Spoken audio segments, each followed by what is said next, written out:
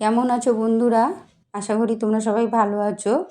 আজকে আবার চলে এসেছি তোমাদের সঙ্গে একটা নতুন রেসিপি শেয়ার করতে। ভিন্ন স্বাদের ব্যঞ্জনে তোমাদের সবাইকে স্বাগত। আজ এসেছি চিংড়ি মাছের একটা অনেক পুরনো বাঙালি রেসিপি নিয়ে। রেসিপিটা হলো কচু, আলু, বেগুন দিয়ে চিংড়ি মাছের রেসিপি। এটা জানি না তোমরা সবাই খেয়েছো কি না। খেতে কিন্তু অসাধারণ লাগে, এত ভালো লাগে যে এটা দিয়ে সম্পূর্ণ ভাতটা খাওয়া হয়ে যায়। বাঙালিদের একটা অন্যতম প্রিয় রেসিপি এটা। অনেক পুরনো দিনের রেসিপি, হয়তো এখনও কেউ হয়তো জানে না, তাই হয়তো করে হওয়া ওঠে না। তাই তোমাদের জন্য আমি এই রেসিপিটা নিয়ে এসেছি। চিংড়ি মাছটা আমি ভালো করে ধুয়ে পরিষ্কার করে নিয়ে নুন হলুদ মাখিয়ে নিয়েছি। খানিকটা আলু আমি এরমভাবে লম্বা করে কেটে নিয়েছি।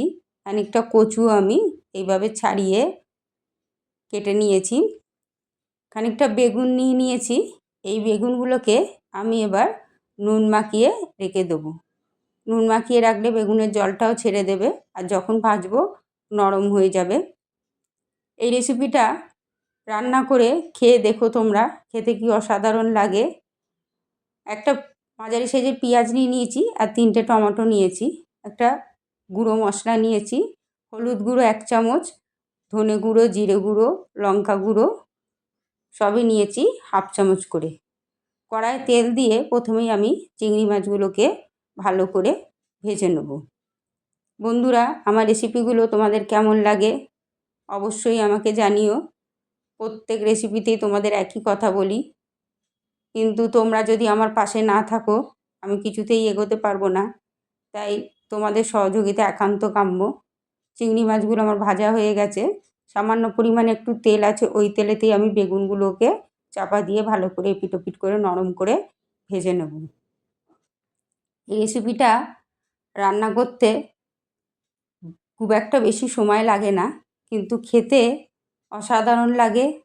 একবার অবশ্যই তোমরা বাড়িতে করে খেয়ে দেখো, আর আমাকে কমেন্টে জানিও তোমাদের কেমন লাগে।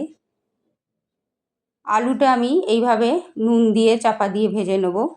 তোমরা সবাই জানো আমি আলু সবসময় নুন দিয়েই ভেজে নিই চাপা দিয়ে, তাতে নরমও হয় আর আলুটা খেতে কিন্তু খুব সুস্বাদু হয়।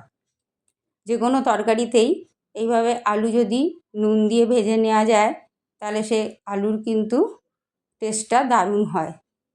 ওই তেলেতেই আমি কচুটা দিয়ে নুন দিয়ে এটাও আমি ভালো করে চাপা দিয়ে নরম করে লাল লাল করে ভেজে নেব।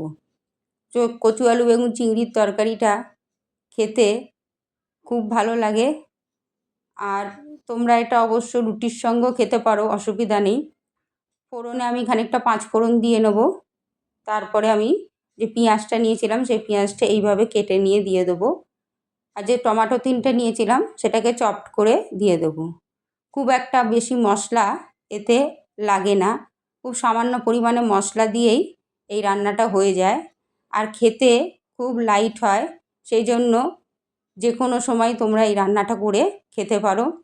সময়ও খুব একটা বেশি লাগে না বলে এটা করাও অনেক সহজ, আর ঘরোয়া কিছু উপকরণ দিয়েই এই রান্নাটা হয়ে যায় বলে খুব একটা অসুবিধা হয় না রান্নাটা করতে। দেখো, আলু কচু দিয়ে আমি ভালো করে কষে নিয়েছি। এইবার আমি জল দিয়ে দেবো আর পরিমাণ মতো নুন দিয়ে দেবো। নুনটা সম্পূর্ণ তোমাদের স্বাদ মতো দিও। কয়েকটা লঙ্কাও দিয়ে দেবো।